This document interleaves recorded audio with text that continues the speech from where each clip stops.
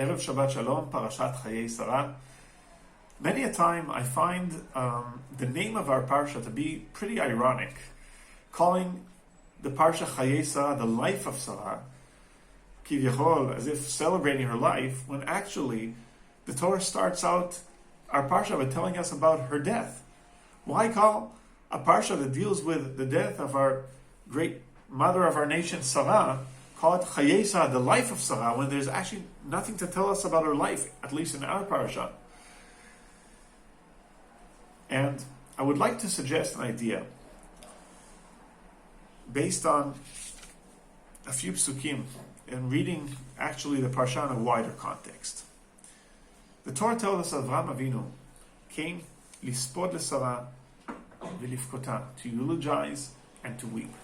Rav Soloveitchik, in his farm that deal with the issues of mourning, suggests that weeping and eulogy are two different ways of coping with something tragic. Weeping is a spontaneous, emotional reaction. That is crying. But a eulogy is something that goes through the mind. It's something that actually we relate rationally to the events that have happened. And that is the difference between bechi, crying, weeping, and hisped, a eulogy. But it also means, in a wider context, that the relationship between Avraham Avinu and Sarah was twofold.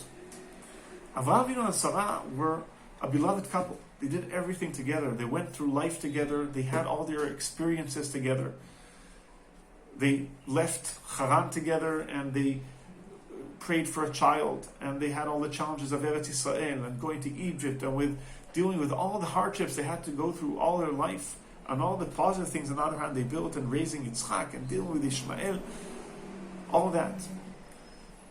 But they also had not only a loving relationship and experiences, they also had a common vision.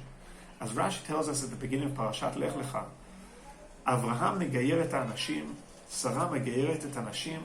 Avraham and Sarah were actually bringing people and teaching them the faith together. They went to Eretz Yisrael together out of belief in the same idea, believing in HaKadosh Baruch Hu and having faith in Him. And their whole life was living together for the same purpose and the same ideals. And that is a rationalistic way, in a way of looking at it.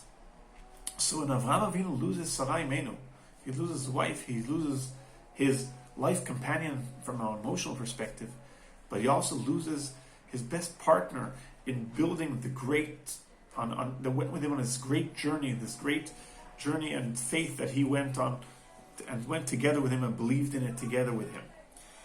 And when we go back to the question I asked, why is our parasha named Chayei Sarah? Because when we look at it that way, we understand that Avraham and Sarah started a journey. They started a way of life. And our parsha, the essence of our parsha, is to tell us that although Sarah died at the beginning of the parsha, and Avraham Avinu dies at the end of the parsha, they as individuals, they die. But their vision and their journey continues. Avraham Avinu buys the plot in Eretz Yisrael in which he buries Sarah Imeinu, and that actually ensures the acquisition of Eretz Yisrael for generations. And Yitzchak, when he marries Rivka, which is the essence of our parsha, and he brings her ha'ohela Sarah Imo, he brings her into the tent of Sarah, and Chazal say that he actually, when he married Rivka and brought her in, so all the good things that were at the time of Sarah came back. The cloud and the divine hashgacha, the Hakadosh Baruch Hu looking after them, and the blessing that was in their home, that the blessing of Sarah Imeinu continued when Yitzchak married Rivka.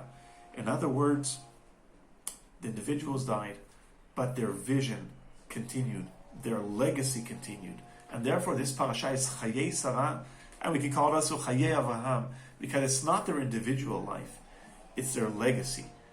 That is their life. And in that context, I would like to mention this week, Rav Jonathan Sachs Zatzal died. And I know a lot of the community were connected to him and learned from him a lot. He was a great leader, especially in the areas of of teaching faith, and a lot of people were inspired from him, and his way of delivering, being able to look at Torah in a wider sense, and being able to give it over in a way which could be understood by so many different people, in such a way that gives us inspiration. And he writes, in our parsha, in this context, in a special way, he says, if you ensure your children will continue to live for what you have lived for, then you can have faith that they will continue your journey until eventually they reach the destination. And that is exactly what we're talking about. Chayei Sarah and the life of tzaddikim. In that context, just like the forefathers of our nation, Avraham Avinu and Sarah Imeinu, their legacy continued for generations. Also, rabbis of our generation, although they died, their words continue and resonate, and their legacy will continue. And as Chazal said, tzaddikim b'mitatam kruim chayim.